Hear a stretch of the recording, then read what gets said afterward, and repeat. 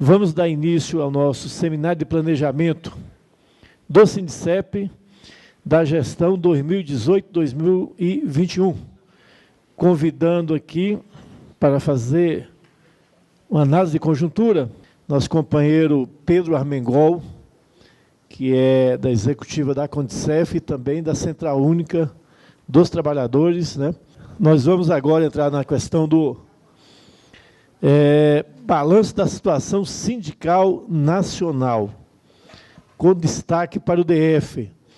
Mas nós temos, ao menos, ele deu aqui alguns sinais, já aproveitando aqui o tema que a gente foi aqui convidado para tentar contribuir com esse seminário aqui importantíssimo do Sindicep-DF.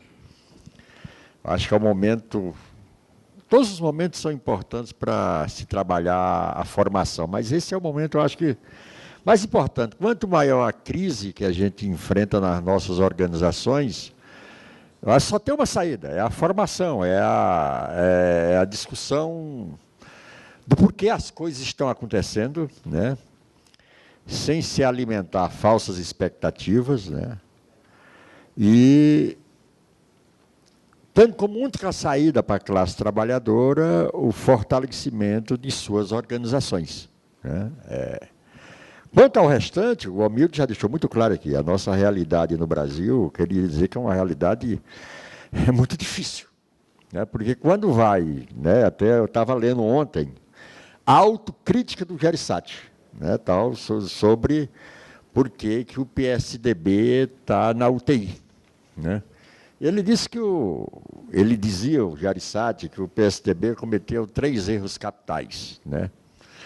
Do ponto de vista dele, que levou o PSDB à UTI, né? Que foi, primeiro, questionar a legitimidade do processo eleitoral de 2014. Né? Ele foi um grande erro, né? E até pegando um pouco a fala do Haddad, quando ele foi dar aquela entrevista na Globo News como candidato a vice-presidente, né? E o Haddad colocava isso muito bem, né, no debate que ele fez lá na Globo News, que a irresponsabilidade das elites brasileiras em estar brincando com a democracia. A democracia brasileira é uma democracia muito frágil, ela é muito nova, e que brincar com ela pode matá-la, né? O que esses caras fizeram foi brincar com a democracia, mais uma vez, em 2016, com o processo do impeachment, né, do golpe, né, na Dilma, né, tal. O segundo que ele coloca como autocrítico Gereissati, né, é de que a irresponsabilidade do PSDB que o Aécio, junto com o Cunha, né, em 2015, com a famigerada pauta-bomba, né, pauta-bomba, que os dois se articulavam dentro do Congresso Nacional para chantagear o governo Dilma e aprovando pautas totalmente incompatíveis com a própria realidade econômica do país, como uma forma de aprofundar, né, a crise institucional e a própria crise econômica, né, tal. E o terceiro erro capital que ele coloca, né, de que compor, né, o governo Temer. E ele diz, aí foi, bora dizer, a pá de cal para enterrar. Bem, desculpe eu, inclusive, variar um pouco, saindo aqui do debate sobre a organização sindical, mas é porque eu estava ouvindo ali o Hamilton e me lembrando da leitura que eu fazia ontem, né, justamente sobre essa imprevisibilidade do que pode acontecer com o Brasil, porque qualquer irresponsável, né, como o Hamilton dizia aqui, né, que infelizmente, né, e a gente ouvindo os companheiros do DIAP, principalmente, infelizmente, olha, de forma muito fria, e pelo próprio regime, como fosse um regime político no Brasil, a realidade do Congresso Nacional não sinaliza para melhorar, não, sinaliza para piorar, né? Para piorar, né, do ponto de vista do perfil conservador, do perfil do toma lá da cá, né? Quer dizer, um Congresso pior do que o que está aí, né? Aí imagine qual isso nos torna tal. Mas essas imprevisibilidades do ponto de vista da conjuntura política maior nos traz, inclusive, para uma reflexão interna nossa, enquanto sindicato, da nossa responsabilidade enquanto organização sindical, né? Porque nós vivemos um momento no Brasil, eu diria, no mundo, de que, para a classe trabalhadora, só resta ela para enfrentar essa cíclica crise do capital, que aumenta, inclusive, né, os avanços da exploração do capital sobre o trabalho, que são as organizações sindicais, né, e que a gente tem de conversar sobre elas. E eu vindo para cá, desde ontem eu estava pensando um pouco o que é que eu diria aqui hoje, né? Qual o recorte que a gente traria aqui para esse debate. Nós estamos aqui no Sindicato dos Servidores Públicos Federais, a primeira organização de servidor público federal sindical, né, que surgiu no país, né, inclusive rompendo com o modelo oficial, inclusive com as limitações oficiais de proibição de organização sindical, que foi em 1987, né? Antes da própria Constituinte de 88, e que foi, inclusive, um exemplo para todo o país, né, dessa concepção de organização mais geral dos servidores do Serviço Público Federal. A tendência que se dava já a partir de 85, quando naquela grande abolição do processo de redemocratização, e inclusive na previsibilidade que se dava da luta das organizações operárias do setor público, de que a gente ia conquistar o direito, bora dizer, constitucional de se organizar em sindicato, passava necessariamente por uma leitura do momento do que a grande parte daquelas organizações não sindicais, associativas, né, que eram alternativa, né, antes de ser autorizados os trabalhadores de organização, se reproduziriam em sindicatos, né, que seriam uma concepção de organização mais específica, por categoria, por órgão, por ministério. Essa era a sinalização que era dada. A partir de 86, 87, principalmente a partir de 85, eu diria, de que começou essa discussão de uma forma mais geral de organização dos trabalhadores no serviço público, né, que culminou com essa concepção, com a criação do Sindicep em 87, né, que reproduziu essa concepção para todo o Brasil, esse debate para todo o Brasil, né, e que eu diria que foi uma concepção, no seu início, de 87 até 91, 92, vitoriosa, né, que conseguiu se consolidar enquanto uma perspectiva e de atendimento às demandas da categoria de servidor público federal no Brasil, que era essa visão mais geral de organização, e não a perspectiva, inclusive, de uma construção de uma unidade maior da categoria de servidor público federal, que é uma categoria que, por natureza, sempre foi e é, né, de um perfil muito corporativo, né, muito fechado em si mesmo,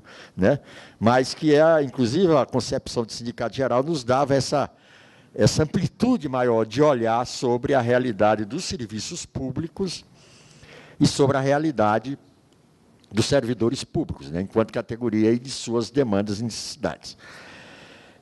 Nascemos, né, aí há 28 anos a Condicef, no caso do Sindicep há 31 anos, né, e nascemos já no meio de uma conjuntura adversa, né, como sempre no Brasil, né, do avanço, né, inclusive da onda, que eu chamo da onda neoliberal, no início da década de 90, né, final da década de 80, início da década de 90, e com essa característica, com essa realidade também muito difícil para nós, né, trabalhadores do serviço público, de todas as esferas, né, que a Constituição de 88, inclusive, nos deu uma rasteira, né, no momento que criou uma contradição muito grande, um problema muito grande. Nos deu o direito de nos organizar em sindicato, nos deu o direito, inclusive, de fazer greve, mas não nos deu o direito de negociar. Não nos garantiu o direito institucional de negociar. Mas, como todas as limitações têm seus lados positivo e negativo, eu diria que isso teve um lado positivo para as organizações dos trabalhadores no Serviço Público Federal, que foi mesmo com essa limitação constitucional e legal de não poder negociar, isso, bora dizer, deu uma tarefa muito maior, uma responsabilidade muito maior de organizar os trabalhadores na base para fazer o enfrentamento com os governos, mesmo não tendo o direito constitucional e institucional de negociar. E a maioria das organizações do setor público, né, e falando mais especificamente do setor público federal, elas se constituíram, elas se solidificaram enquanto organizações com uma legitimidade da capacidade, primeiro, de organização, inclusive com altos índices de filiação, e do enfrentamento, né, inclusive, para constituir ambientes que possibilitassem uma negociação pela legitimidade e força política, superando as próprias, né, limitações legais e constitucionais, né? Isso é a necessidade que força, inclusive, a se pensar e a se criar e a se lutar. Então, a necessidade forçou isso. E as organizações sindicais do setor público e da categoria sempre tiveram essa necessidade de fazer um enfrentamento maior. Nós do setor público, um pouco diferente do setor privado, sempre, inclusive, dissemos, nós somos obrigados. Nós não fazemos greve porque a negociação não avança. Nós fazemos greve para abrir a negociação. Um pouco diferente, inclusive, do setor privado, que normalmente só vão para um enfrentamento que chega ao ponto de uma greve no momento que a negociação não consegue avançar, porque não é que eles também vivam nenhuma maravilha, mas, ao menos, eles têm o direito constitucional de ter um processo de negociação. O patrão, até certo ponto, tem uma obrigatoriedade legal de abrir um processo de negociação, que, no nosso caso, os governos, que são, entre aspas, os nossos patrões, não têm. Bem, e somos novos em termos relativos, né? O movimento sindical no Brasil tem aproximadamente aí 100 anos, né? E nós, do ponto de vista constitucional de autorização da lei, aproximadamente 30 anos, um terço, no que diz respeito, em comparação aos demais trabalhadores do setor privado. E de 87 para cá, sempre uma reflexão que eu acho importante a gente fazer enquanto organização sindical do setor público, né? É que, primeiro, que mudou muita coisa, né? Nas relações de trabalho, no próprio perfil da categoria de servidor público, né? Que hoje é uma categoria que nós consideramos diferente da de 87, né? E a grande, eu acho que é o momento da gente fazer indagações. A realidade mudou muito, e será que nós mudamos o suficiente? Será que nós mudamos proporcionalmente as mudanças que teve nas relações de trabalho, no mundo do trabalho? Porque, nessa concepção, em todo o debate que eu tenho participado sobre a organização sindical, eu tenho expressado uma angústia. A nossa concepção de organização sindical de servidor público federal, ela está em risco. Se nós pegarmos, inclusive, todas as políticas macros de estados, né, nesse estado que está aí, com o estado que passou por essa onda neoliberal, e que, no nosso olhar, é um estado hoje ultraliberal, a perspectiva das organizações desses trabalhadores dentro desse estado, do ponto de vista de organização sindical, está sob risco. Nós, inclusive, na Condicef, temos, em alguns momentos, já sentado para conversar, para discutirmos, né? Inclusive, foi criado um grupo de trabalho com algumas secretarias, alguns diretores, para estar fazendo um levantamento, eu diria, mais técnico, mais científico da situação, porque, para o futuro, as coisas não estão muito boas. Nós temos, hoje, uma categoria naturalmente, né? E aí, não sem nenhum sentido pejorativo, naturalmente envelhecida, né? Passamos todo o período, né, do governo do Fernando Henrique, que praticamente não teve concurso público para renovar a força de trabalho no setor público, né?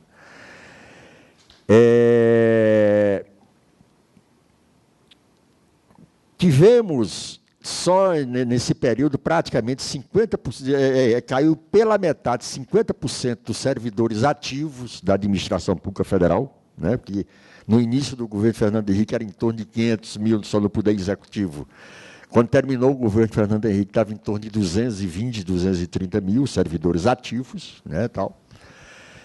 Aí, naturalmente, esse contingente, né, a maioria começou a se aposentar e a morrer, e a diminuir, inclusive, né, a capacidade quantitativa de trabalhadores filiados nos sindicatos, né? E veio o governo Lula, nos trouxe muitas expectativas positivas, eu diria que teve alguns razoáveis avanços durante o governo Lula, do ponto de vista de recomposição durante o governo Lula e Dilma, de recomposição da força de trabalho no setor público federal, não na dimensão que era necessária, mas teve, né? Durante o governo Lula e do governo Dilma, nós tivemos aí aproximadamente 300 mil vagas através de concurso público, né, que foram de novos servidores que entraram na administração pública federal. E a grande preocupação que nós temos hoje, a indagação que a gente faz, uma afirmativa e uma interrogação, de que a maioria desses trabalhadores e trabalhadoras que entraram no serviço público federal durante o governo Lula e o governo Dilma, infelizmente, do ponto de vista da organização, não se filiaram aos sindicatos, a grande maioria. Não se filiaram aos sindicatos. Quer dizer, deu-se uma certa recomposição na força de trabalho do ponto de vista da categoria da administração pública, mas isso não se refletiu dentro das organizações. E aí, eu até tenho sido crítico de algumas falações, eu diria, de se sair um pouco do debate, dizer, não, é uma geração neoliberal, uma geração que não está nem aí para sindicato, né? É uma geração conservadora, tal, que eu particularmente não concordo com essa leitura desse perfil desses trabalhadores e trabalhadoras que entraram no serviço público, e eu faço mais uma autocrítica. Que política nós, as direções dos sindicatos, fizemos para atrair esses novos trabalhadores?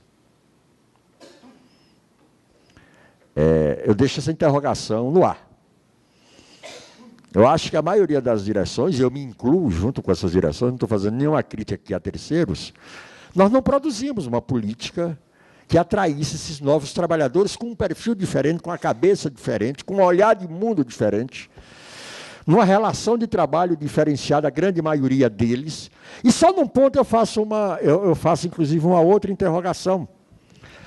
Nós temos um debate hoje no setor público federal, que é um debate que eu acho que se botou muita coisa para debaixo do tapete. E é aquela coisa, quando a gente não quer enfrentar, a gente bota debaixo do tapete, não toca nesse assunto, e quando toca, se você tem uma opinião diferente, já é taxado, né, de pelego, de uma série de coisas, né, tal. Mas o debate, né, em relação aos novos servidores, que é a questão da previdência complementar, né?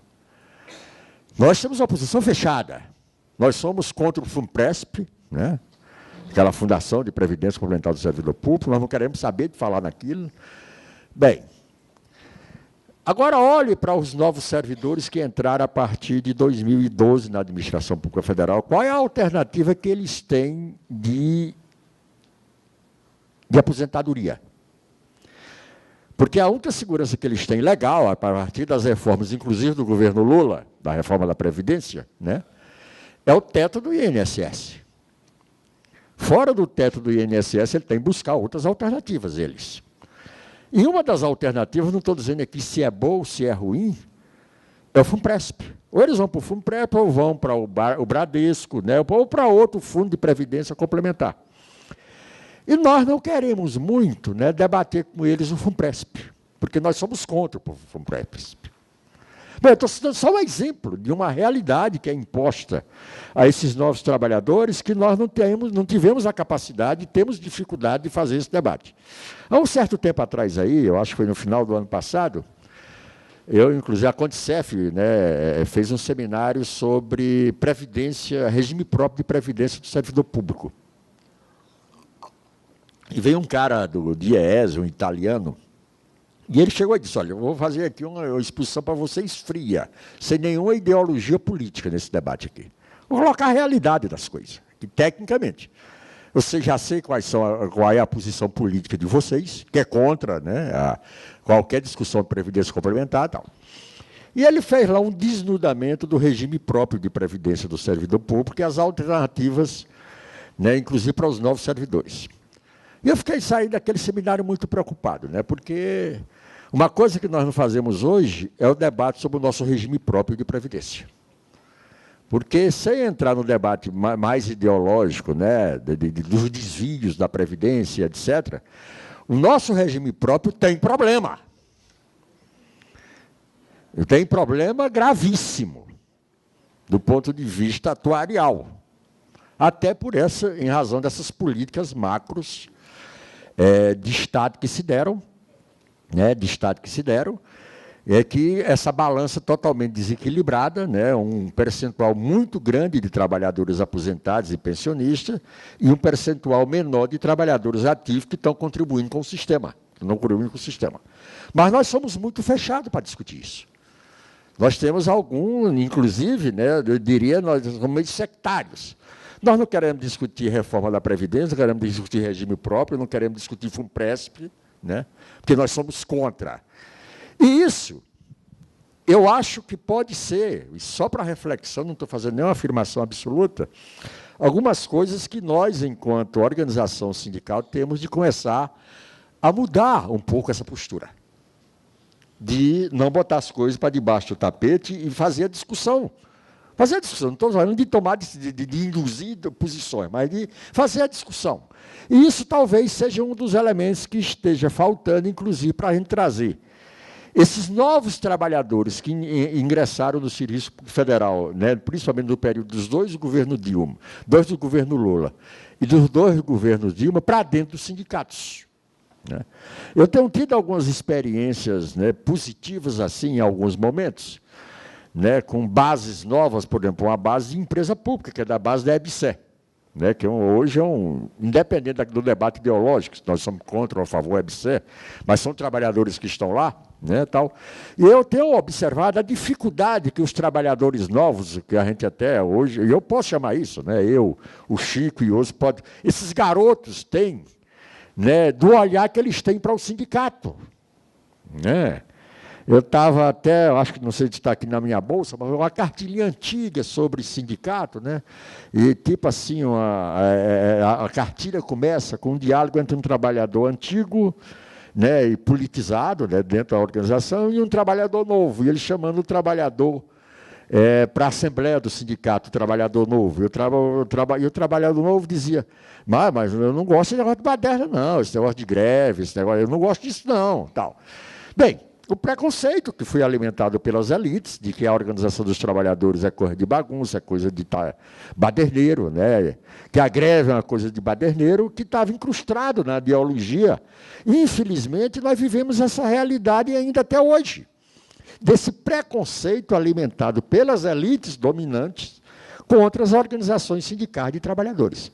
E, no caso, né, especificamente, em relação às organizações de trabalhadores do setor público, porque, ao mesmo tempo que há um ataque das elites em relação ao trabalhador do setor público, inclusive massificado pela grande mídia, de trabalhadores privilegiados, de responsáveis por todas as mazelas do Estado e etc., essa mesma queimação, como se diz, essa massificação pejorativa, se deu em relação às organizações do setor público.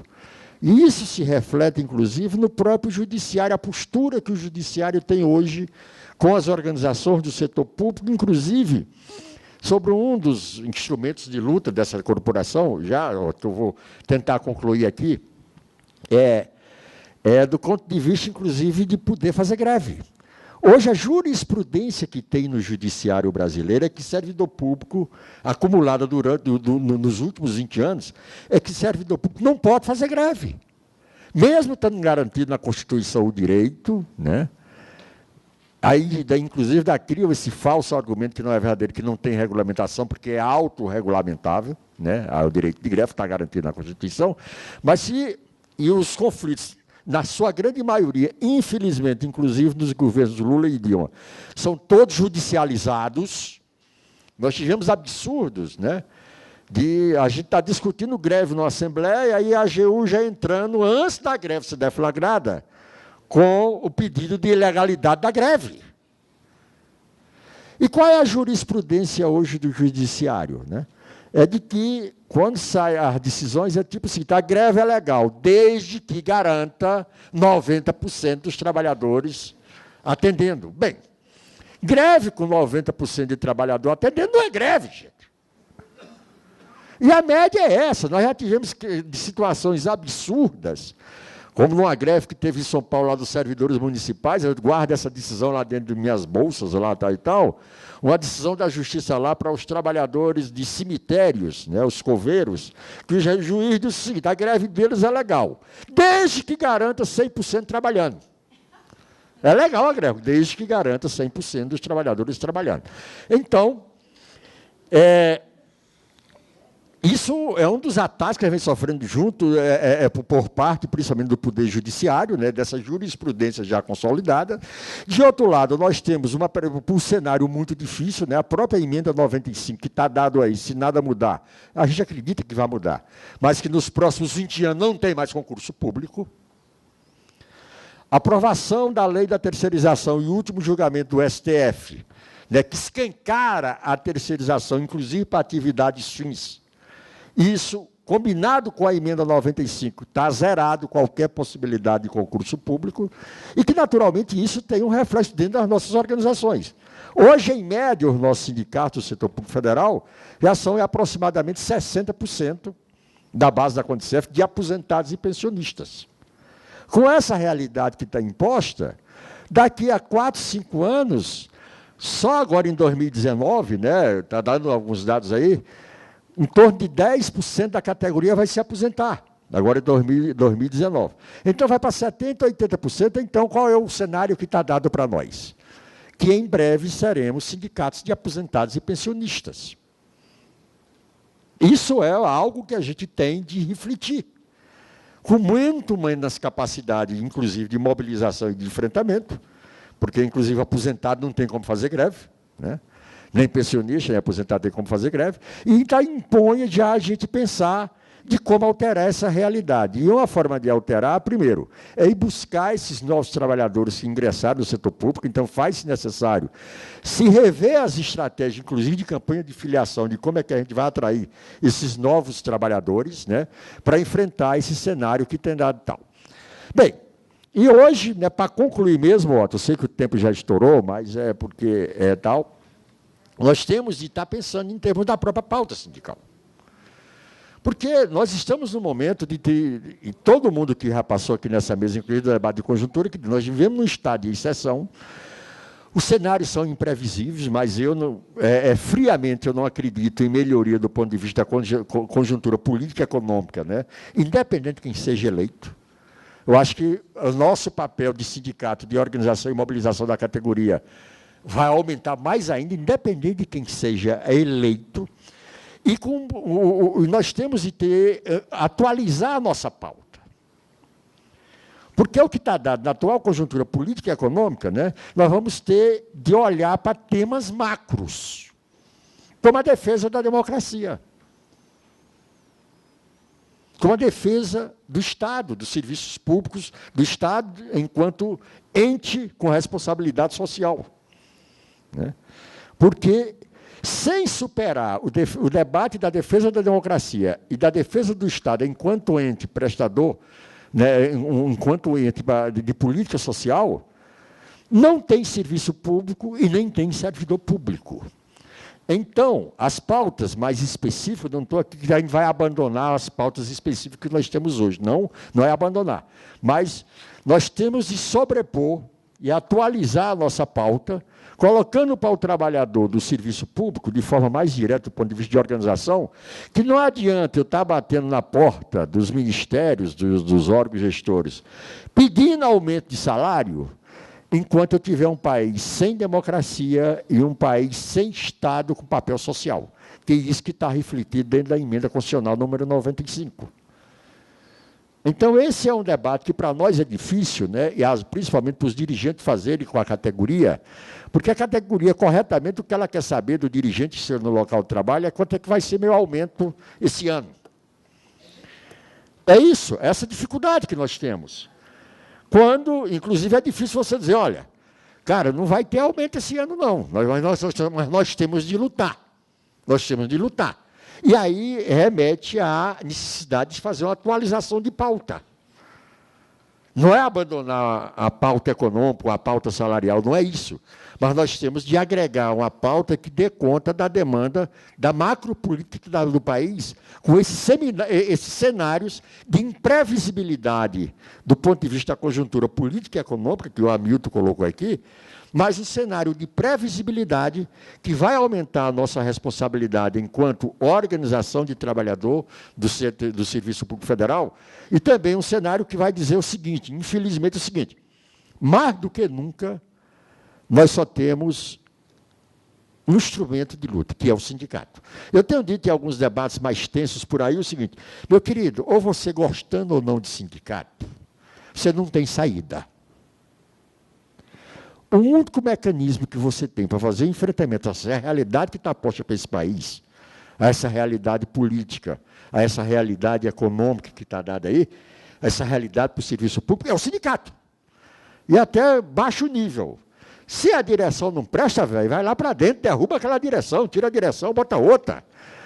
Agora, não olhe mal para o sindicato, cara. Porque é a única alternativa que tu tem, não precisa tu gostar ou não gostar. É a única alternativa que a categoria tem. E os cenários que estão dados são os piores possíveis. Eu sou meio terrorista nesse aspecto. São os piores possíveis. Pode ser eleito quem for eleito. Não é a eleição de 7 de outubro que vai resolver nossos problemas. Independente do resultado, é a organização sindical, a organização no local de trabalho, quem vai dar conta de fazer o enfrentamento. E só tem esse mecanismo, não existe outro. Né, tal. Eu não acredito em milagre. Então, o único milagre que tem é a gente fortalecer a nossa organização, fortalecer o sindicato e fazer o enfrentamento que a própria conjuntura, tanto a nível nacional como internacional, aponta para a classe trabalhadora brasileira. Desculpa o esteiro do tempo, era isso que a gente queria aqui inicialmente para o debate, para fazer a provocação do debate. Obrigado.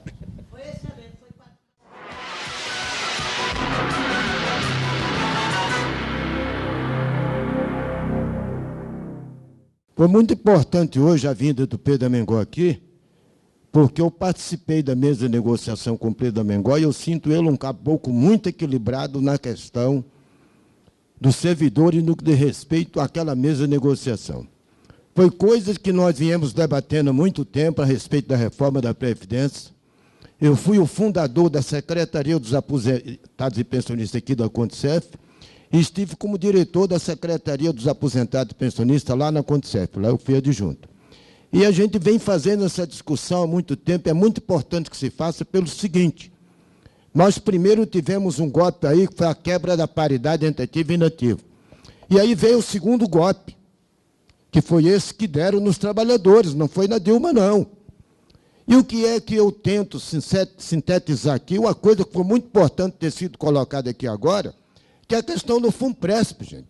Esse FUNPRESP é coisa muito séria na vida de cada cidadão, porque a turma mais antiga ela é punida, mas não tanto quanto aqueles que chegaram no concurso do Lula. FUNPRESP significa o quê? É um fundo de previdência privada, que quem vai administrar esse fundo é um banco privado.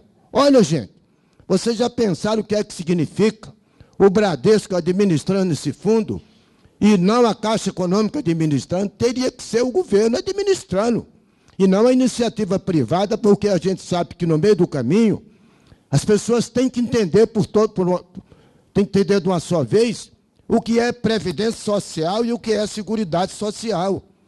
Previdência social é prevenir-se para o futuro, seguridade social é um seguro que se faz, são coisas diferentes. E por aí afora eles vêm nos enrolando. Então, olha só, gente.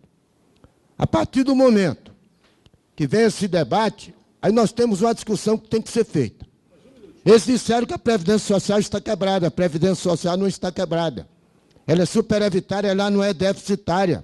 Isso provou o Paulo Paim quando chamou uma auditoria dessa dívida. É que o dinheiro que deveria ir para o lugar devido, no meio do caminho, o dinheiro dos trabalhadores vai para onde? Para o Tesouro Nacional. E uma coisa que nós temos que sentir é que nós temos que está colocando na ordem de uma questão que é primordial, já concluindo, que o único instrumento de luta que nós temos é os sindicatos a nível nacional. Que tipo de sindicato? Esses sindicatos pelego por aí? Não. O sindicato tem que ser sindicato geral, a gente tem que fazer uma reflexão sobre isso. Cada um de nós estamos aqui, fazer uma reflexão sobre isso e levar para a categoria dos que tem que ser papel de diretor. E o sindicato vai acabar, viu, Pedro Amengold? Sabe por quê? Já concluindo. Hoje aqui eu estou vendo 10 diretores aposentados na direção desse sindicato. 10. E se continuar do jeito que vai, e a gente não tomar uma atitude severa a respeito disso e a gente colocar para os diretores que deveriam estar aqui hoje que não estão, a situação se agrava. Então, o tempo hoje, eu me sinto muito bem com a presença do Pedro Amengold aqui de todos, e a gente conclui dizendo, vamos reforçar essa categoria e exigir do governo que vem esse Haddad que tem que se fazer concurso público para a gente reformular isso aí. É evidente que é multifatorial o motivo do porquê os novos servidores não se filiem. Né? Não é só porque eles são neoliberais, não é só por conta da conjuntura, são várias coisas ao mesmo tempo. É isso mais todo o conjunto.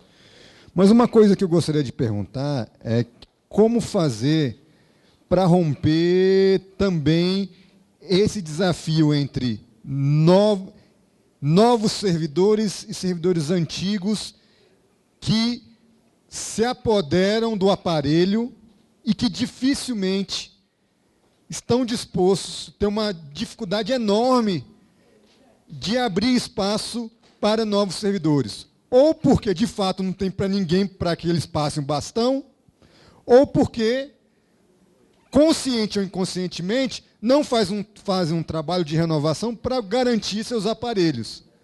A gente tem isso no movimento sindical, infelizmente. Então, essa é a primeira pergunta. Segunda pergunta é: qual é o tipo de pauta, na sua avaliação, que agregaria a juventude do movimento sindical? Né? Que, por exemplo, o nível de reivindicação que o Chiquinho tem é diferente da maioria dos servidores que está constituindo família agora. Política habitacional, creche, redução de jornada de trabalho, que tem pouco espaço na pauta geral do movimento sindical. Ele é colocado não como centralidade, é colocado como anexo, adendo. Ou seja, a gente não consegue colocar a pauta da juventude como pauta central. E fica reproduzindo a pauta de 1000 anos atrás, como centralidade. Não inverte. Né? Por exemplo, gratificação de qualificação. Isso é uma questão central para o servidor novo, que aparece como anexo das propostas. Isso eu estou dando um exemplo. Então, como fazer para que as pautas da juventude ganhem centralidade em detrimento das pautas que são centrais, mas para uma outra geração de servidor? E terceira pergunta. Como estratégia de unificação dos servidores, inclusive para trazer do sindicato, qual é a discussão que nós temos para fazer uma coisa que existia no início da existência dos servidores públicos federais, dos sindicatos, que é a unificação da categoria em torno de uma carreira única. Porque hoje, cada órgão e cada servidor busca, via de regra, defender única e exclusivamente a sua carreira. Tanto é que a maioria dos servidores que entram, ou quando se filiam a alguma coisa, buscam, em vez do sindicato geral, buscam fortalecer a sua associação para garantir o seu interesse individual. Então, qual é a perspectiva de unificação da categoria em prol de uma questão que é central, que é carreira única?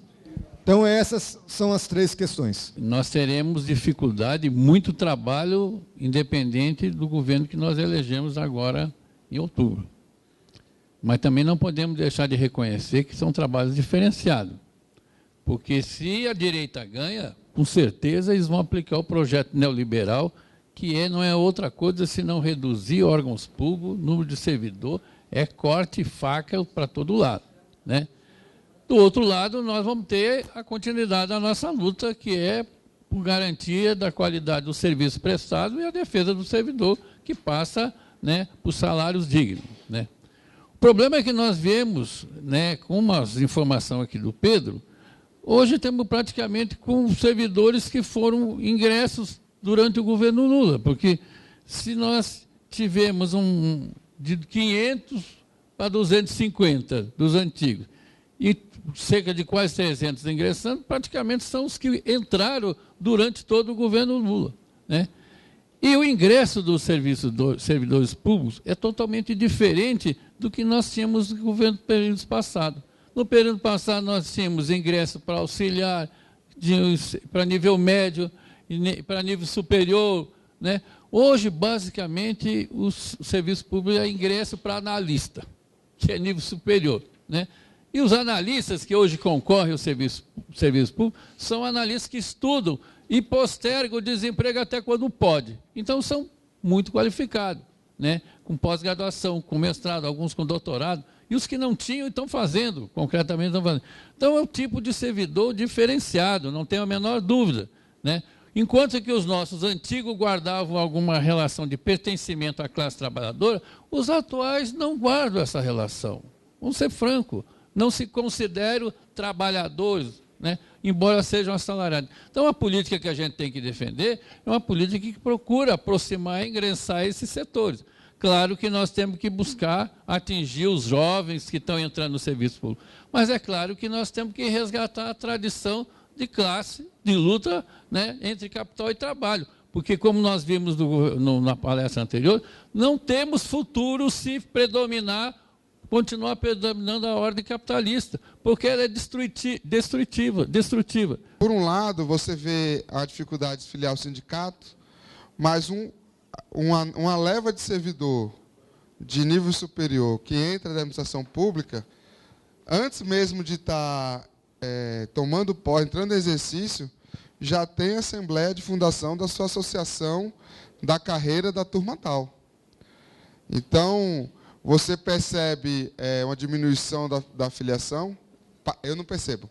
Me dizem que há uma diminuição de filiação de novos servidores, mas há uma pulverização de associações e que viram a associação da associação.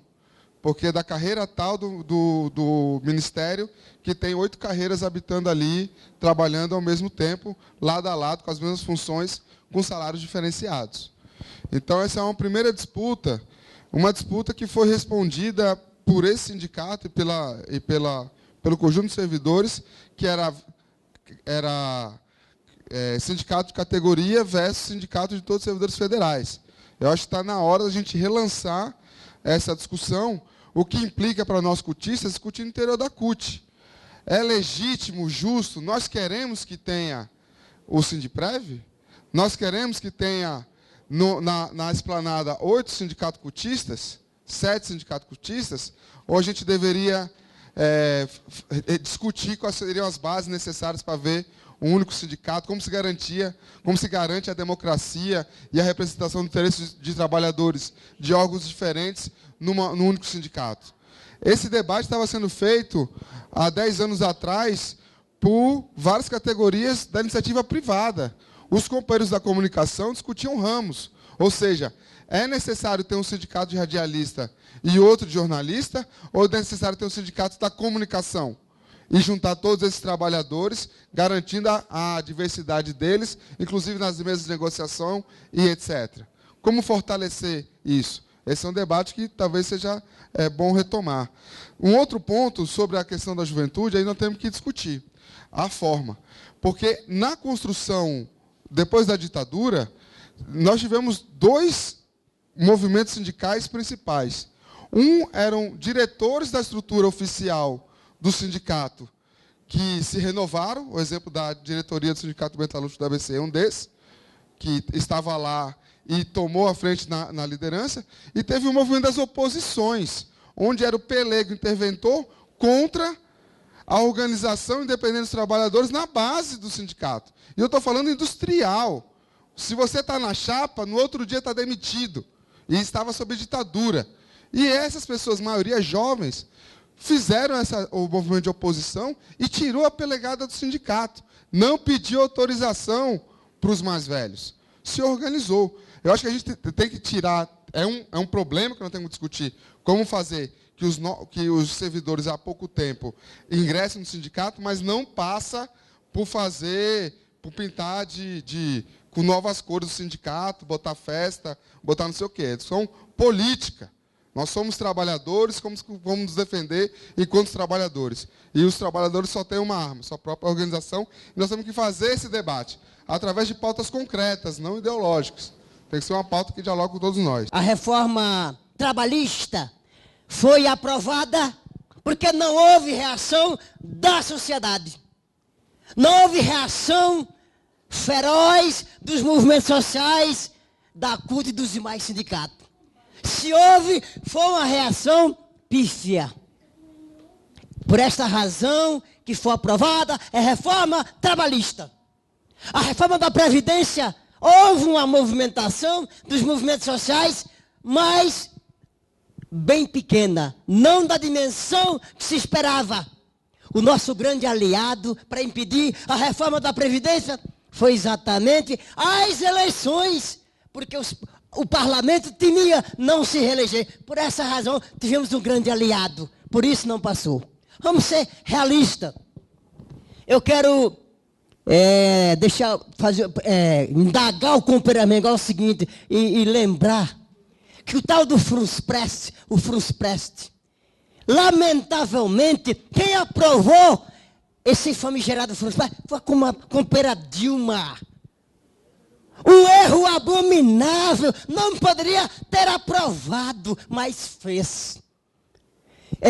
Eu quero dizer também para o companheiro Armengol que o Sistema S, estava vendo já rodar, o Estado de São Paulo recebe 14 bilhões por sistema patronal. E foi deixado de lado na questão da reforma trabalhista. Acabaram com o imposto sindical e mantiveram o Sistema S com 14 bilhões para o patronal. Não teria condições, companheiro Pedro Armengol, de encontrar um mecanismo e, pelo menos, uma quinta parte dessa vultosa quantia passar para o imposto sindical? Olha, nós temos que estar atentos até o último instante que esse legítimo estiver aí, ele está detonando os servidores e o serviço público. Para começar essa portaria, portaria IN2, até passei para cá para vocês, anotem no IN2, publicada no Diário Oficial do dia 13 agora. Tá? IN que está assinando é o Shibata. Tá? Então, essa portaria é sobre o banco de horas. Tá? Dá uma olhada, ela está bem cacetando a gente. Outra coisa, o decreto presidencial assinado por Temer, embaixo está o ministro do Planejamento, Estevam, assinando. Eu não peguei o número, mas é um decreto, eu vou passar depois para o Sindicep. Ele descentraliza, tira as aposentadorias de um órgão que vai controlar a aposentadoria. Pedido de aposentadoria vai ser o planejamento, o DEPEX, é um departamento nosso dentro da CRT, que cuida dos órgãos extintos. Tá? Então, agora, já de exemplo, como já vai começar a cultura, estão pegando órgãos que têm poucos servidores. A cultura, a integração, tem mais outros, eu lembro desses dois. Tá? Já vai ser, a partir de agora do decreto, já vai ser quem vai ser responsável pelo planejamento de pagamentos aposentados, e quem for pedir aposentadoria agora vai ser através do DEPEX, do planejamento. Tá? E os outros órgãos, pessoas, se pegar um ministério grande desse aí, Fazenda, Saúde, vai ser um problema. Então, é tipo aquela portaria 193, que eles já botam servidor para calcular, então eles vão fazer com aposentado. Quem vai controlar vai ser o planejamento. Isso que é para gasto menos, mas eu acho que vai ser mais gasto e vai ser mais problema para aposentado e quem vai pedir aposentadoria de agora em diante. Tá? Por enquanto, as pessoas que vão se aposentar, nos outros órgãos que eu não citei aqui, ainda está se pedindo diretamente para o órgão. Quer dizer, quem vai pagar agora os aposentados vai ser o planejamento. Outro assunto que eu quero colocar para vocês é o seguinte, mesmo no período eleitoral, o governo, por que ele está detonando? Eles estão continuando gastando dinheiro à toa, nomeando sem vínculo, a torta e direito no período eleitoral, terceirização, ninguém aguenta mais, está entupido os ministérios. Tá? É um dos assuntos que eu queria colocar para vocês. Então, até o último instante, nós temos que ficar atento, porque ele está arrancando nossos direitos. Outra coisa, com relação à unificação da tabela salarial, o sindicato já pediu a isonomia com a portaria 13.400 e pouco, né? Mas, mesmo assim, nós temos que bater na tecla em cima dessa isonomia, dentro do próprio Poder Executivo. Por isso, na pauta específica do planejamento, nós temos um ponto lá, unificação das tabelas salariais dentro do planejamento, que são mais de 6 tabelas salariais, com salários diferentes dentro de cada órgão. Lá no meu são mais de 6.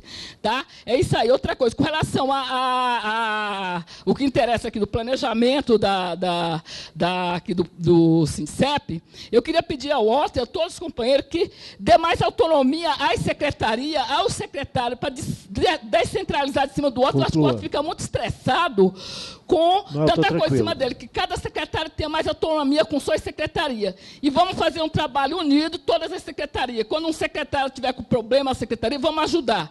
Tá? É isso aí, um abraço a todos. Qual é o futuro do nosso sindicato? Porque, na minha visão, daqui 4, 5 anos, quem não morreu, aposentou. Vai sobrar aí uns 200 e poucos mil do governo Lula, que não foram para o Legislativo e não foram para o Judiciário, para ser gestor de contrato, é Estado mínimo. Vai se tornar um gestor por cada órgão. E o resto vai ser tudo terceirizado. Que a gente vem combatendo, eu, por exemplo, sou do jurídico, e oriento, já fiz alguns debates em alguns órgãos, sobre o fiscal do contrato. Porque hoje o que está pegando a maioria dos servidores botando para ser fiscal do contrato. O cara está lá no órgão, aí tem um contrato com a empresa de limpeza, a empresa de vigilante, a empresa de transporte, a empresa de lancha, a empresa não sei de quê. O cara toma conta de 10, 20 contratos e não dá conta de acompanhar aqueles contratos. Vamos supor que o contrato da limpeza tem lá 50 funcionários, a empresa bota só 30. A fiscalização vem, faz a fiscalização, não acha aquele número, faz uma denúncia para o Ministério Público, o terceiro bate em cima do chefe, o chefe vai lá em cima do fiscal do contrato que assinou com a fatura da empresa. E aí vai ele responder um PAD. Isso está acontecendo direto todo santo dia. E aí, com a reforma trabalhista e com a emenda constitucional 95, não tem saída, não tem reajuste para servidores, não tem concurso público. A tendência é acabar. E é o que muitos estão falando, o sindicato vai acabar. Alguém citou aqui aquele canalha, Paulinho da Farsa Sindical, que fez o complô para dar o golpe na Dilma e depois fechou com Michel Temer, inclusive para uma negociação paralela para ter um imposto sindical. Tomou na cabeça, foi quem mais se ferrou. Que a Farsa Sindical todo ano, 1º de maio, fazia sorteio de apartamento de carro 0 quilômetro, dava milhões de gente lá em São Paulo, tem não sei quantos apartamentos lá, prédio de coluna de férias. E aí, foi para o Beleléu. Ainda bem que fascistas não passarão, porque aquele cara é um dos maiores fascistas. Passou que a Força Sindical rachou que hoje o GT já é maior do que a Força Sindical. E o fim dela, Deus verá. O fim dela, Deus verá. Nós, servidores públicos do Executivo, graças a Deus, nunca recebemos imposto sindical. Mas nós temos um problema muito grande, que proíbe de ter qualquer reajuste da emenda constitucional 95. Isso aí, a gente vê o quadro de gente que vem, que recebeu os 28, que recebeu os 3,17, que veio em corporação da GEDATA, da GAI, de qualquer coisa. Ele vem no sindicato e desfilia e falou, para que sindicato para mim? Tudo que eu tinha eu já recebi, eu não vou ficar mais no sindicato. Aumento não tem mais. É isso o papo que a gente vê. Então, eu acho que esse debate chegou na hora em ponto. Nós temos que puxar esse debate a nível nacional, dentro da CUT, dentro da Condicef, para a gente, através do debate, sempre surge uma nova proposta e a gente encontra uma saída. Um abraço a todos. Os ativos que são atraídos através das ações judiciais, né? As festas que o sindicato faz, é o que a gente tem para atrair os ativos para o sindicato. As ações, Pedro, todo mundo que estão recebendo as ações, elas estão diminuindo, cada ano está diminuindo, porque o tempo vai passando, o juiz vai executando o processo, e o servidor vai recebendo as ações. O problema maior nosso aqui, que quando recebe, muitos vêm e desfiliam. né? Aí nós ficamos numa situação difícil, acho, até torcendo para não sair mais ações para receber, porque dentro do servidor vinha desfiliar. Porque ele desfilia e diz que não tem motivo para continuar mais, tá? Sem ações, sem nada. Aqui no sindicato a gente está sem saber o que faz, porque na hora que você chama para filiais, fica fazendo 1001 perguntas. A gente fica sem jeito. Inclusive, essa reposição somente salário do judiciário agora 16%, já tivemos pensando como fazer um procedimento para entrar na justiça para repassar esses 16% também para os ativos. Porque no passado aconteceu isso com os militares, e a gente conseguiu pegar os 28 e transformar, conseguir isso naquele processo que atraímos muita gente para o sindicato pelos 28,86. Então, esses 16 é uma coisa que a gente também está pensando. Por outro lado, a gente pensa o seguinte, é perder esse processo dos 16. Aí vem a sucumbência por cima do sindicato, que é o que mais tem acontecido. As verbas, o dinheiro do sindicato tem saído muito na sucumbência por causa de processo, que a gente entra, inclusive, para agradar o servidor. Às vezes, os sindicatos, os advogados nossos analisam o processo, tem jeito de ganhar, e depois terminam não ganhando, e vence 200 mil, 100 mil, todo mês para poder pagar. Então, é uma questão assim que a gente está querendo saber qual é o nosso limite. E, finalizando, eu gostaria que o companheiro Pedro desse alguma sugestão de que forma podemos atrair esse servidor. O Pedro Armengol falou que nós não preparamos essa meninada para vir para o sindicato, realmente. E vejo assim que o Dmítrio diz que a velharada, não foi assim que você disse, mas eu estou querendo dizer assim para mim chegar onde eu quero chegar. Que não dá lugar para outros. Não foi isso que você quis dizer? Mais ou menos isso? Veja bem, se nós hoje, aqui tem todo mundo acima de 70, né? Se nós não tivéssemos aqui, quem estaria? Quem estaria? Porque a meninada não quer. Você tem dificuldade para a delegacia sindical. Ninguém quer assumir responsabilidade, não. Tá? Nós não temos nada a oferecer a eles. Essa política neoliberal que está aí, essa conjuntura ruim, ninguém quer saber dela, não. O que eu escuto por aí é dizendo, Valda, o que você ganhou com a sua estabilidade de emprego? Então, gente, nós temos que buscar, sim. Pedro Armengol, é preciso que não só o SINDICEP, a nossa confederação, que estude muito isso, porque o nosso sindicato vai morrer, mas é por falta de gente para seguir ele. Porque nós vamos, tá? E eu admiro muito e agradeço muito que isso não é reconhecido, mas deveria ser.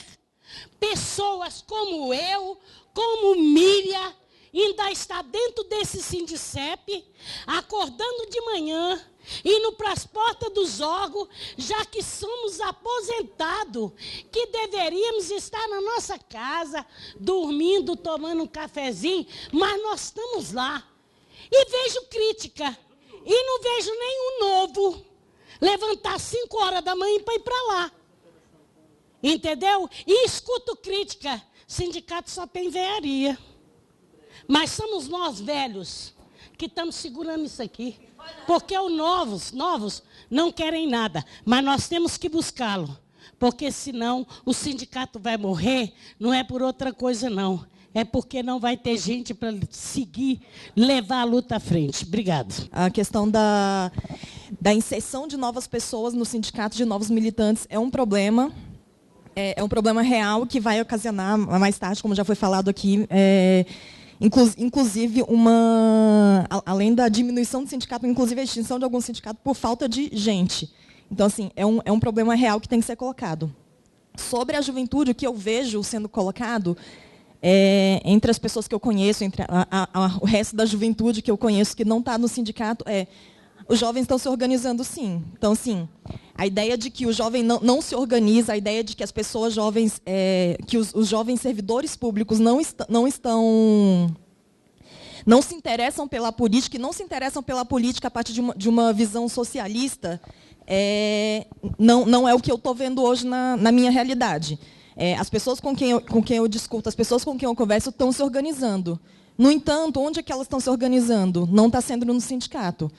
O Gediel levantou a questão das associações. As pessoas estão se organizando nas associações. Eu faço parte de uma associação que tem 2 pessoas jovens como diretoria. Eu, Dimitri e Gediel, também a Juventude, a gente fez parte de um grupo, inclusive com o apoio do sindicato, a gente conseguiu o apoio do sindicato em algumas questões, que era aquele não está tudo bem, eu acho que o adesivinho do não está tudo bem durante o golpe. E foi uma organização de juventude que tinham muitos jovens. Tinha muita gente, inclusive muita gente da base do Sindicep. Então, assim, eu acho que a juventude está se organizando, sim, externamente ao sindicato. A questão que a gente tem que perguntar é por que essa juventude está se organizando fora do sindicato? Como que o sindicato pode... Inclusive, muitas vezes eu acho que essa juventude está se organizando muito no papel do que deveria ser a delegacia sindical, que deveria ser a mesma articulação com as associações que tem hoje, e isso não está acontecendo. Eu acho que criar essa visão de que a juventude não se organiza, criar a visão de que, inclusive, de uma contraposição entre a juventude sindical e o resto dos servidores, o resto do sindicalismo, é uma falha na nossa visão de coletivo, inclusive uma falha na nossa visão de luta de classe, que é no sentido de falar assim, todo mundo é trabalhador e todo mundo tem que se organizar. Logicamente, existem pautas distintas e existem pautas distintas e modos de mobilização distintos que têm que ser trabalhados também. Naturalmente, a juventude não está aqui porque existe uma metodologia de atuação do sindicato que não é a metodologia que a juventude conversa hoje, a metodologia de diálogo. Pode ser que seja porque a juventude hoje postergou sua entrada no mercado de trabalho e agora é uma juventude que se relaciona com outras formas de comunicação, pode ser, mas é uma questão de metodologia de chegar nas pessoas de mobilização. Não é uma metodologia de negação da própria mobilização. Já sugiro como um dos encaminhamentos, sugiro, não estou propondo, estou sugerindo só de que seja talvez um seminário para debater, né, a discussão em relação aos novos trabalhadores que ingressaram no serviço público, né, e de como se trabalhar, né, esses trabalhadores, né, com esses trabalhadores. Né. Eu acho que não é agora que a gente vai encontrar aqui soluções tão precisas, né, tal, mas eu acho que exige uma análise mais profunda, né, uma série de situações e de problemas, eu diria, dúvidas foram levantadas aqui. Inclusive, já pegando aqui por último aqui a companheira Gabi, que colocou, olha, eles estão se organizando, não estão se organizando dentro do sindicato. Mas eles têm suas formas de organização. Na associação, tem suas formas de comunicação totalmente diferenciada, né? Porque hoje, chique é tudo do zap-zap, né? Tal, não é uma geração do tempo do papel, né? Do tempo do zap-zap, né? Ligado 24 horas. E também, já pegando aqui a última fala da Gabi, que até porque, como ela disse, ela é uma jovem que está envolvida nesse debate, o Demetri e outros aqui também que falaram, né, tal. O que não dá é para justamente, é uma preocupação que eu sempre tive, né, tenho tido nos últimos tempos, dialogando cotidianamente com os companheiros de direções. Como eu disse aqui no início, não dá para se acomodar e botar a culpa nos novos servidores. É isso, bora botar o dedo na ferida, né? Porque eu vejo muito mais uma posição de acomodação, de dizer, não, o pessoal não vem, e aí alguns já levam mesmo para a porrada. Não, a geração, como eu disse, neoliberal, não quer porra nenhuma com o sindicato. Eu acho que é uma análise equivocada essa. E eu coloco o seguinte, numa boa, a culpa é nossa, dos dirigentes velhos, que não elaboramos, não construímos políticas para atrair esses novos trabalhadores. E aí alguém levantou aqui um debate que é botando o dedo na ferida também. Também não concordo que a companheira Val, que os trabalhadores novos não querem vir para a direção do sindicato. Não concordo. Realmente, será que eles estão tendo... Eles não estão tendo, bora dizer, uma política nem para vir para dentro do sindicato, que para eles ir para a direção, primeiro eles têm que estar dentro do sindicato. E nós temos esse problema, sim. Talvez eu seja um dos problemas, o Pedro Armengol. Talvez eu seja um dos problemas. Será que a gente realmente está tendo disposição de se desagarrar do aparelho e dar oportunidade aos novos? Eu coloco essa interrogação no ar.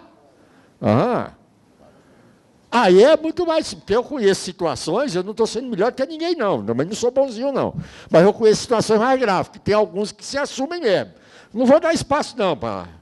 O espaço é meu, fica lá até morrer, né? Então, mas tem essa dificuldade. Não dá para a gente botar essas coisas para debaixo do tapete. Eu acho o debate da renovação... A maior crise que nós passamos há muito tempo das nossas organizações é a falta de renovação nas direções. Eu quero dizer aqui, eu, o Chico Machado e outros, não era para estar mais em direção do sindicato. Numa boa, eu digo. Não era mais para estar em direção do sindicato. Né, Miriam? Bora colocar numa boa. Não, eu não fui. Carlão. Não, Chiquinho. Não era mais para estar em direção do sindicato. Devia ter outros trabalhadores mais novos, sinceramente.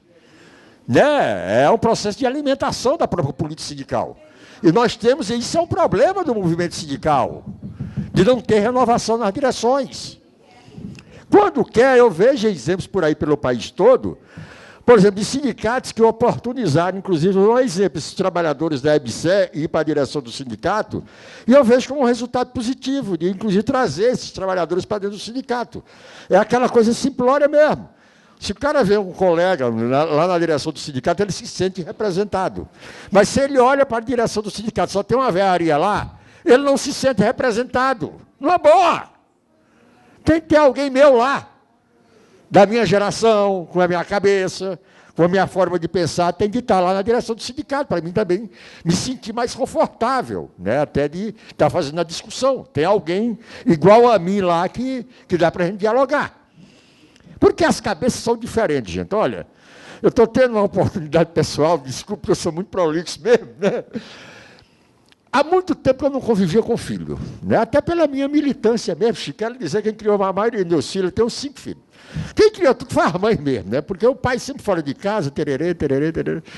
Mas, ultimamente, pela circunstância pessoal, profissional da mãe, eu tenho um filho meu que está com 1 ano morando comigo. Não sei, 8 meses, né? Então, 18 anos. Cara, eu quero dizer que está sendo uma experiência positiva para mim, porque ele é diferente dos meus filhos mais velhos. Eu tenho um filho já de 39 anos, né? Tenho 4 mais velhos, né? De 39 anos. A cabeça bem parecida com a minha, mas esse de 18 não tem nada a ver com a minha cabeça. É outro mundo, é outra cabeça. E tem sido uma experiência positiva para mim. Eu digo, pô, esse povo pensa diferente demais, a cabeça é muito diferente. O olhar de mundo é diferente. O olhar de mundo é diferente, né? Eu digo, olha, realmente a gente tem dificuldade, às vezes, para a gente se adaptar. Né? Eu, que já tenho mais de 60, com a cabeça de um de 18. Né? Não é porque você é meu filho, não, é um garoto legal, não me dá... Agora, a cabeça dele me dá trabalho de compreender. Não é outra coisa, ele não me dá trabalho em nada. Né? O garoto, eu acho, do ponto de vista de comportamento correto, tarará. Agora, a cabeça dele, até hoje, eu estou me adaptando à cabeça dele. A forma de olhar o mundo, de ver os problemas do mundo, que é diferente da minha. Eu tenho valores mais conservadores, mais rígidos, ele tem valores mais abertos. Né? E eu acho que isso se reproduz na realidade que a gente tem na relação no próprio movimento sindical. Bem, gente, eu queria agora aqui rapidamente pontuando aqui algumas questões também que eu vi aqui durante essas falas, não vou responder tudo, né? E aqui perguntaram, o que é que a gente pode estar propondo de pauta para atrair e tal. Bem, eu não queria aqui ser arrogante e dizer, eu tenho uma fórmula pronta. Eu sugiro, como encaminhamento desse seminário, um debate específico sobre isso, Chico. Sobre qual a pauta que pode atrair. Né? Eu citei um exemplo aqui, por exemplo, do meu ponto de vista. que tem de discutir, tem de colocar na pauta do sindicato qual a perspectiva de aposentadoria por novos servidores. Que eu vejo eles sem perspectiva. Aliás, o que está garantido lá é unicamente o teto do INSS. Fora disso, não tem mais nada. Bem, eu sei que trabalhar jovem não se preocupa, eu já fui jovem também, e quando eu era jovem eu não me preocupava muito com a aposentadoria, não. A gente acha que não vai envelhecer, né? É isso, a verdade é essa, né? Mas eu acho que pode ser uma pauta que estimule o debate, né? Trazer esses jovens para o debate. Qual é o teu futuro em termos de aposentadoria? Porque é uma interrogação para mim. Hoje a única coisa que esses novos servidores têm é o teto do INSS. Não tem mais nada além disso, né? A questão, a forma de comunicação com esse pessoal, é algo que tem que ser olhado de forma diferenciada. Eu acho que não é mais um jornalzinho aqui do papel que se comunica com essa turma, não. É o celular. É o celular que se comunica com essa turma, não é o papel. Né? Não. Então, são vários, né, mecanismos, e a própria crise mais geral, nós estamos vendo aí algumas, porque a crise não é só, nós pontuamos aqui corretamente, eu acho que a questão dos jovens, mas é geral, de toda a categoria. Nós temos uma categoria de perfil muito economicista, de resultado. Eu não estou falando aqui de forma maniqueísta nem pejorativa, não, mas é o perfil. E o que me preocupa é o que está dado, por exemplo, a partir do chamado política fiscal de arroxo, quando começa a faltar expectativa de que vai ter alguma coisinha no salário no início do ano. Que leva, inclusive, muitos, olha, não tem mais resposta, vou me desfiliar. E aí onde se coloca, né, a necessidade que a Miriam e outros colocaram aqui, de se trabalhar, atualizar que pauta que nós vamos levar para a categoria. O Filipe coloca aqui uma questão das demandas judiciais, de que as ações jurídicas atraem, tererê. Olha, foi inclusive um grande, eu diria, equívoco nosso no início da nossa organização. Eu sempre disse no final da década de 80, início da década de 90, grande parte das nossas organizações, elas trouxeram os trabalhadores para dentro dela a partir de demandas judiciais. Foi um momento onde, de instabilidade, né, de política muito grande, os governos Sarney, o governo Collor, gerou muitas demandas judiciais de planos econômicos, muitas. Plano Bresse, plano Verão, plano Collor, e por aí vai, né? E grande parte das pessoas que vieram para dentro do sindicato naquele momento, vieram olhando o sindicato como um escritório de advocacia. Eu vou para lá para que viabilize o meu processo. Tivemos, inclusive, na época, importantes vitórias. Né? Eu me lembro, na época, eu era presidente do sindicato do Piauí. Nós ganhamos um monte de ação. Né? Um bom dinheiro para a turma. Né? Talvez a gente não tenha trabalhado concomitantemente com a formação sindical para o trabalhador ter consciência que ele não estava ali só pela demanda judicial. Que o sindicato vai além disso, de uma demanda judicial, que o sindicato não é um escritório de advocacia. É muito além de um escritório de advocacia. O jurídico é um meio só, não é um fim. Não é uma atividade finalística do sindicato jurídico, é um meio. Né? E até porque esse filão, aquele negócio do ouro, né? Do jurídico esgotou, gente. As demandas hoje judiciais com perspectiva de algum ganho econômico são mínimas. Não existe mais esse vilão aí. Esse ouro aí acumulado de que, não, eu não vejo mais como uma alternativa política de atrair o trabalhador para dentro do sindicato jurídico. Mas, mesmo assim, aqueles que forem atraídos por isso, têm que ter cuidado para se trabalhar a formação, para que o trabalhador tenha consciência de que o sindicato não é um escritório jurídico. Que foi o nosso grande erro, eu coloco, no início da década de 90. Talvez, aí eu vou ser arrogante, a gente não tenha tido um trabalho de formação concomitante àquelas demandas judiciais que tinha tão grande. Eu tive o prazer de, durante o governo de Fernando Henrique, no início do governo de Fernando Henrique, lá no meu sindicato, de ver fila de aposentados se filiando. Fila, era fila na porta se filiando. E eu olhava com tristeza aquilo. Com tristeza, sabe por quê? Porque eu dizia o seguinte, naquela época, em 95, Chico, eu dizia, a maioria está aí não é pela importância da organização, não, é unicamente preocupado com a ação judicial, que era uma ação que tinha surgido lá no início do governo de Fernando Henrique. E eu tive situações, inclusive, de um que eu me lembro, que chegou para mim, eu era o presidente. Pedro, eu queria te perguntar o seguinte, Pedro, se eu posso me filiar, entrar com ação, e depois que eu ganhar, eu sair. E eu, muito sinceramente, eu digo, companheiro, eu acho que você não devia se filiar ao sindicato. Eu acho que você devia procurar um advogado particular, porque o sindicato não é escritório de advocacia. Isso aqui é um meio nosso. Conversei com ele, e aí, no final, eu fiquei feliz, eu disse, não, eu vou me filiar ao sindicato. Agora estou entendendo melhor um pouco o que é o sindicato. Porque eu pensava que era só para ação jurídica. Eu disse, não, se você pensa que é só para ação jurídica, é melhor o senhor não se filiar. Porque o sindicato não é só para ação política, o sindicato é uma coisa muito maior. É a necessidade de organização, eu entrei no debate, no final até fiquei feliz. Eu disse, não, vou me filiar. Digo, não, é um direito seu, é livre a filiação. Não estou te proibindo de nada. Né? Só estou dizendo que se você está entrando com essa visão, você está entrando com uma visão errada. Né? Não é só isso. Mas talvez tenha faltado isso. Então, não vejo como hoje, como alternativa, esse vilão do jurídico não é tão forte para trazer o trabalhador para dentro do sindicato. E ter esse cuidado, quando for através dele, que também se esclareça que o sindicato não é um escritório jurídico, né, para demanda judicial. Outro debate, provocativo aqui, para pensar. Né? Todo mundo falou aqui com as preocupações que eu também tenho com a questão dos terceirizados. E é algo que nós também não discutimos, nem no passado, nem no presente. Porque no passado nós tivemos aquela onda de terceirização durante o governo Fernando Henrique, durante o governo Lula e Dilma diminuiu um pouco, mas não acabou. E agora a perspectiva, infelizmente, com a emenda 95 e com a questão da lei da terceirização é de aumentar. E a própria política do Estado marca de aumentar os terceirizados. Bem, eu faço a seguinte pergunta só.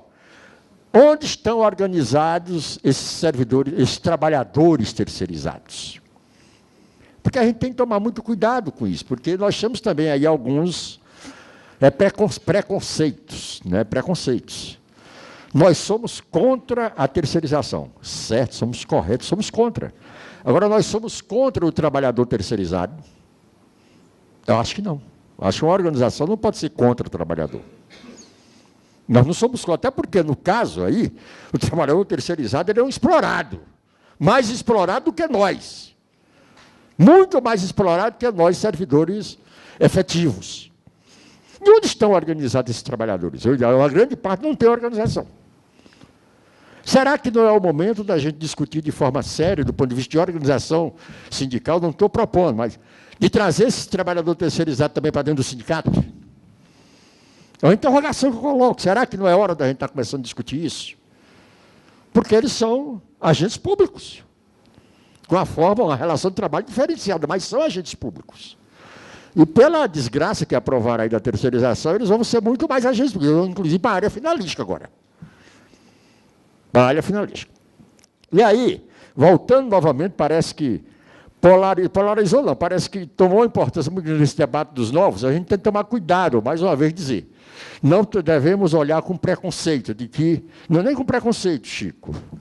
A maioria, Chico, não foi, a maioria tudo bem, foram nível superior, a maioria, mas, ao menos no governo Lula, teve uma prioridade para o nível intermediário, que era, naquele momento, a política era substituir mão de obra terceirizado.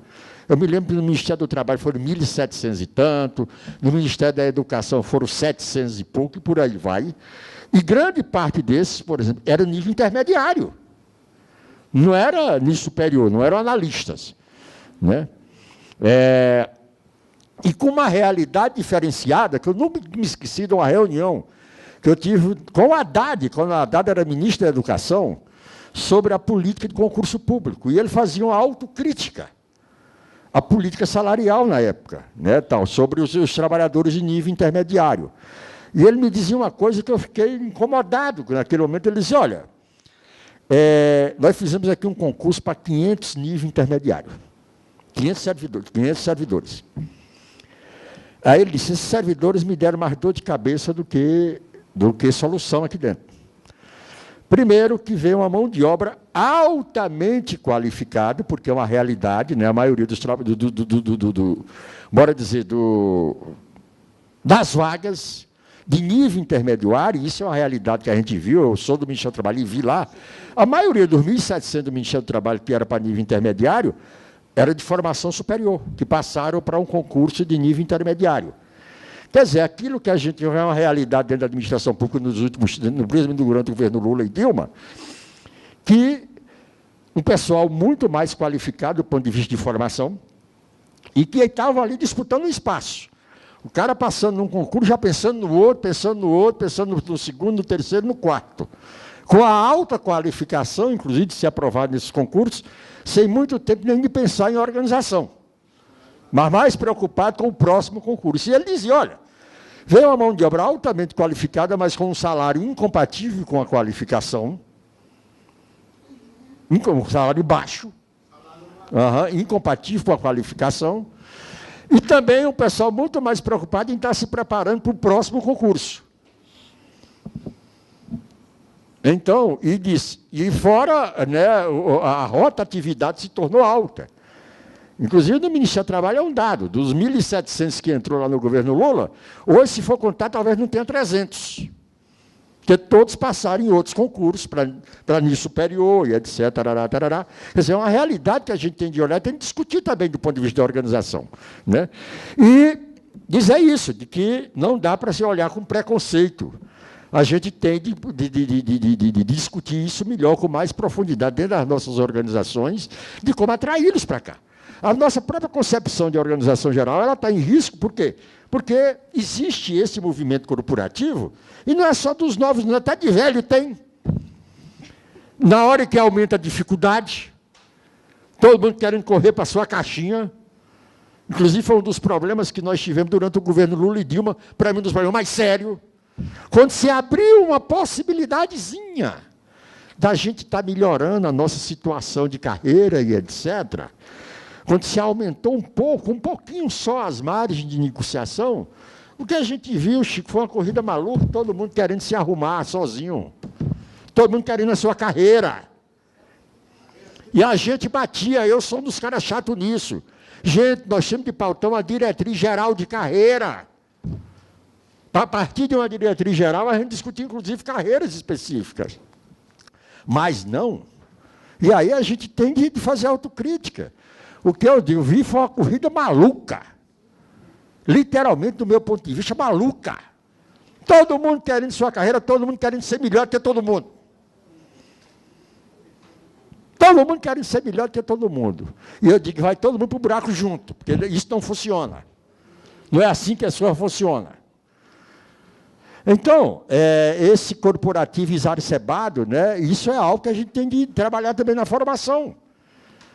E de olhar, eu não acredito, né, de que exista ilhas dentro. Só tem uma ilha. Talvez nesse momento, talvez não, sempre existiu. As chamadas carreiras típicas de Estado, né, os setores típicos. Eles são mais fechados, eles interessam mais às elites dominantes. Né? Não estou aqui botando culpa deles, não, mas é a realidade. Que, excetuando os setores típicos, né? Porque durante o governo Fernando Henrique, um outro erro, todo mundo queria ser carreira típica. Só que no Estado neoliberal não cabe todo mundo. Infelizmente, muitas categorias se equivocaram naquele momento, querendo se proteger dentro do gueto das carreiras típicas. Nenhum Estado neoliberal cabe todo mundo dentro de carreira típica. Não cabe. E nós sempre tivemos a posição correta, sermos contra esse negócio de carreira típica, todo mundo é igual. Né? Então, mas houve esse movimento. Então, gente, olha, eu tenho certeza que não respondi tudo, mas, ao menos, deixei aqui muitas dúvidas. Eu espero que essas dúvidas sejam trabalhadas na ação sindical, do sindicato, e que a gente está aí à disposição, inclusive, para, dentro do possível, no cotidiano, a gente está contribuindo, enquanto confederação, enquanto CUT, nesse debate sobre a organização, que, nesse momento, é o grande desafio nosso. E alguém fez aqui a pergunta que eu vou só repetir para finalizar. O que vai ser do nosso futuro? Que é totalmente imprevisível e que algo tem de ser feito, tem de se mudar posturas, mudar comportamentos, mudar procedimentos, enfim, mudar a nossa ação sindical. Isso eu tenho essa convicção. Nós temos de mudar a nossa ação sindical, não dá mais para descer a nossa ação de 31 anos atrás, ela tem de se modificar. Eu acho que é para isso, inclusive, que esses seminários chamam para essa reflexão, de como a gente mudar. Era isso, obrigado, desculpa aí o estouro do tempo, vai ser para si, né?